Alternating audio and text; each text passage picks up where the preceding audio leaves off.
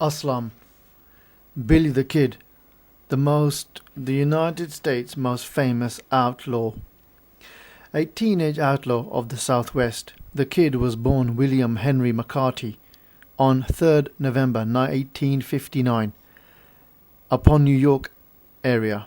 Often they change their name because it insults their family surname, so they want to be known by something different. They feel ashamed, possibly. Or sometimes they abandon their name because they don't want to be associated with their family anymore. In New York area.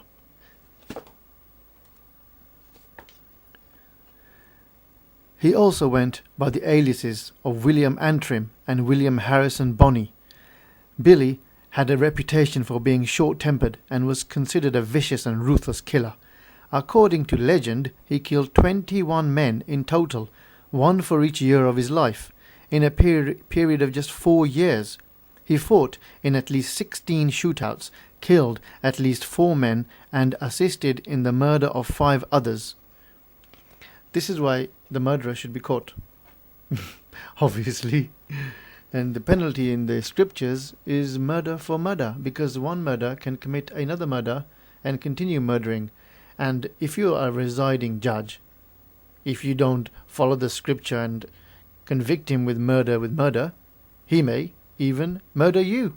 So your life is in danger. He killed... Some historians have countered the depiction, describing Billy the Kid instead as merely a born survivor in the average world of the Wild West, where knowing how to use a gun meant Some historians have countered the depiction, describing Billy the Kid instead as merely a born survivor in the average world of the Wild West, where knowing how to use a gun meant the difference between life and death. The era he grew up in was a lawless and corrupt time. Maybe they had no scripture there. Much discussion over the years has concerned whether Billy was left or right-handed. A famous tintype photo of him was in fact a reverse image, which gave the impression that the Kid was left-handed. One also can tell whether he's left or right-handed as to the wound on the victim. Which way did the wound sway? You can tell if he's left or right-handed. Astute historians concluded the outlaw was right-handed, for he was holding a rifle in his left hand where a revolver was positioned on his hip, near his right hand. The original tintype is now worth roughly $300,000, making it one of the most valuable historical photographs of the Old West. Billy's mother, Catherine McCarty, was a widow and single mother of 2. Billy had an older brother named Joseph, and the family relocated from New York to Wichita, Kansas.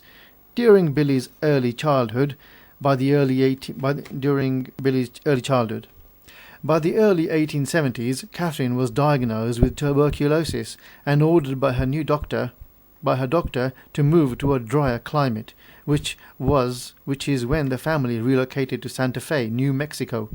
After his mother married William Antrim during 1873, the family moved again, this time to Silver City, where Billy's mother died a year later.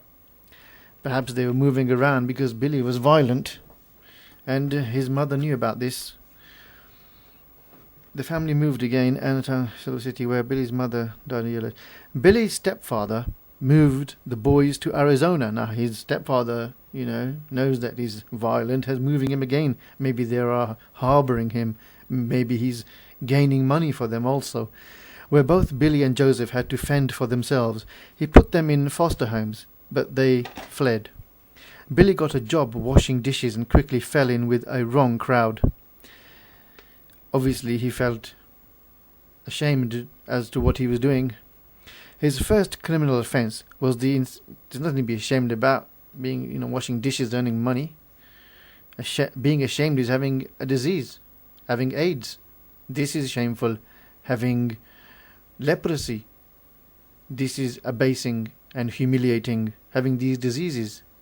Having, these types of having your hands chopped off.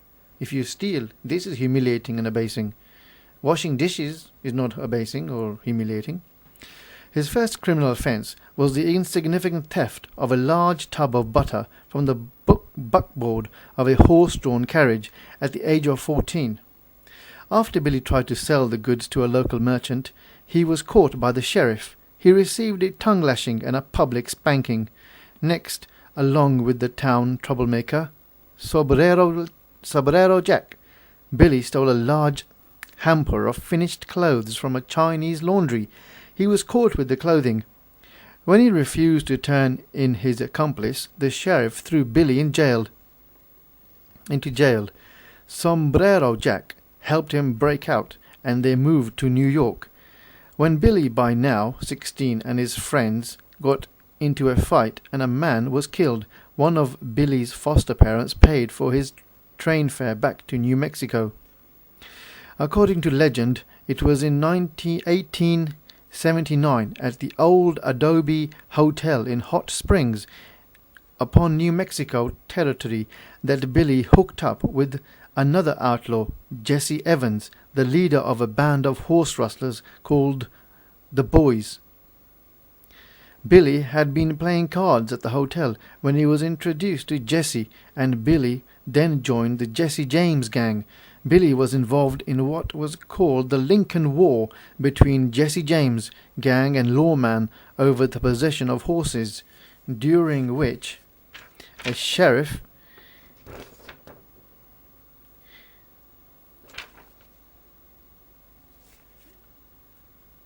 gunslinger or gunfighter was the title given to the men of the American Old West. There's a page missing. Strange book.